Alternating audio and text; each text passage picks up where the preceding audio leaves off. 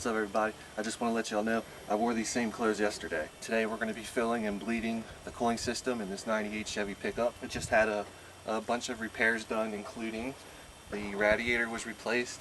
We replaced the radiator hoses, replaced the thermostat, and the engine temperature sensor.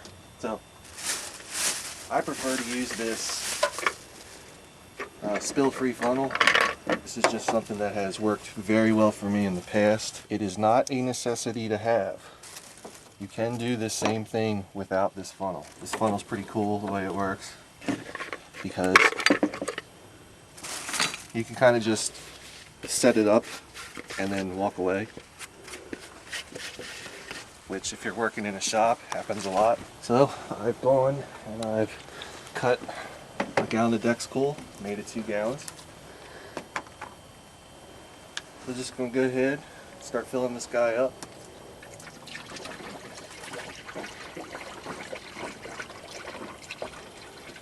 And whether or not you have the funnel, it doesn't matter. The principle is still the same. Just want to fill it up till it can't take anymore.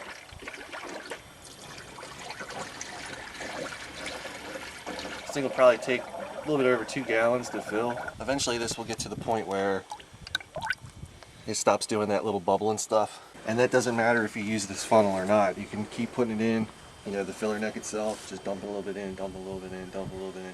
Eventually it'll get to the point where it doesn't do anything. I mean, now it's fairly still. So now comes the fun part. We're going to start up the truck.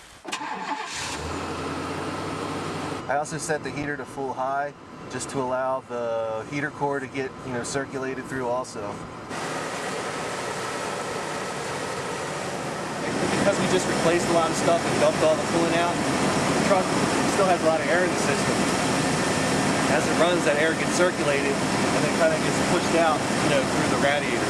As time goes on, the more air that gets pumped, the lower this thing is going to go. And eventually it'll stop doing everything. And then we know that the system's good. You can kind of see it's, you know, pushing air out, just doing its thing.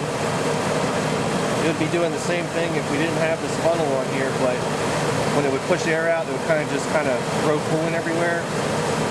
So we're going to let this thing run until pretty much till the thermostat opens up, and then we'll be back. This truck's been just sitting here idling probably for about, I don't know, 10-15 minutes or so as the air's been forced out of the system. It's brought the level of coolant in this bottle down, brought the level down about here. And again, the same thing would have happened whether I use this fancy funnel or not.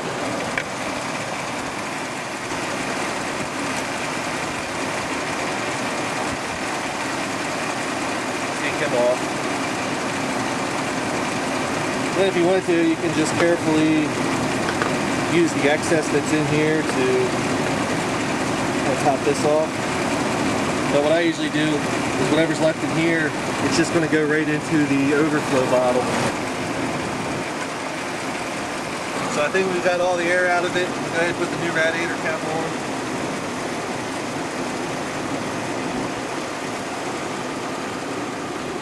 Give her a quick little rinse off.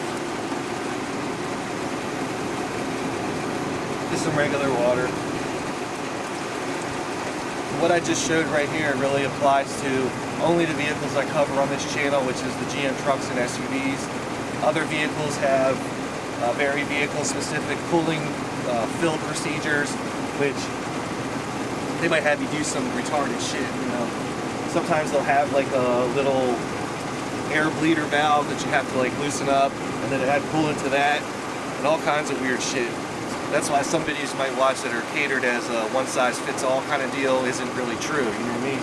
So the procedure for this would be the same as the new style Silverados. It would be the same as the Trailblazers and Envoys that you always see on this channel. You know what I mean? There's nothing really fancy, there's nothing else you really have to do.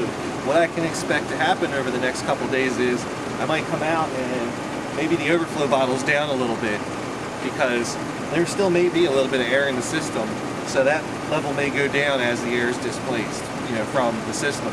You know, if I come back and, you know, every day it's down low and down low and down low, we're right back at square one. We're going to throw out the cardboard, we're going to look for a leak. So anyway, I know that the past couple videos have kind of been like a mashup of, multiple parts replacements all kind of wrapped up into one. I'll do my best to try to be specific in the description box as to what's going on, so that you guys can follow and kind of see the gist of what was going on. You know what I'm saying? So anyway, thanks for watching. If you like what you see, subscribe.